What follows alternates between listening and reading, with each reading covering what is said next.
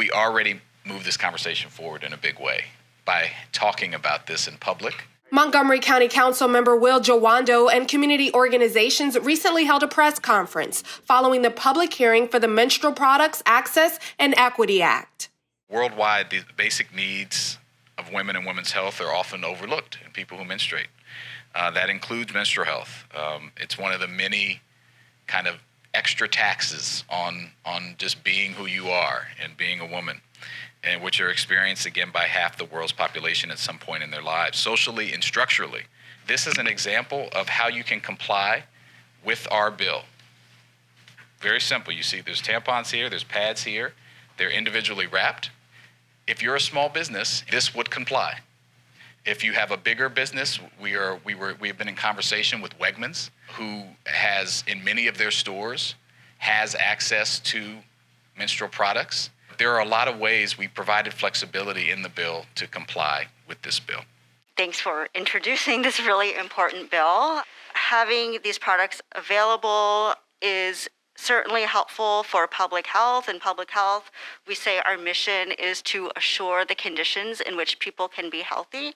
Supporting this bill can certainly do that. These barriers and challenges are real, and change is coming in this bill.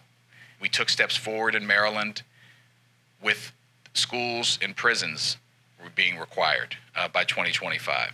And around the country, we're part of a larger movement. Now, while I understand we would be the first county in the nation, which I always like being the first, there are other jurisdictions that have taken steps. In the city of Ann Arbor, they were the first city to move forward several years ago in requiring menstrual products in all public bathrooms. Right next door, Washington, D.C. has required it in government buildings and is on their way there. So there are steps happening, but we need to keep that moving forward. There's global initiatives. Scotland became the first country to mandate free menstrual products be made available nationwide.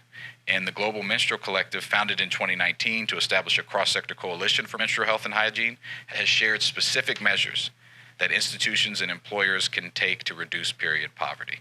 One study done in St. Louis found that nearly 2/3 of low-income women struggled to afford mental hygiene products in the last year, and 21% face this problem every month.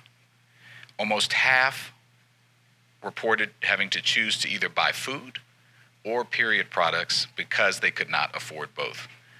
Menstrual pads are the most requested item for a variety of cultural, religious, and social reasons, as well as physical comfort.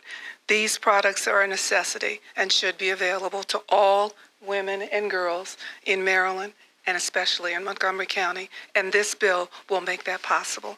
We are grateful to Councilmember Jawando for introducing this bill that will greatly impact our population and the folks that we work with in a positive way. These products have to be accessible for everyone at all times, just as toilet paper and soap and hand towels are accessible, because it's a matter of health, it's a matter of equality. As the father of 3 daughters and the husband to an amazing wife and a couple of teenagers, this is not just about access for low-income individuals. It's about access and dignity for everybody, for nearly half of our population. Want to thank the county executive for his letter. We just received a letter hot off the presses that he supports the bill. So that's a good thing. And he suggested some amendments that we'll look at. And this is part of the legislative process when you have the public hearing. You introduce a bill, you have a public hearing, and then you have the committee, right, on February. So I'm sure there will be adjustments, but this is a really good step. Thank you, everybody. Thank you.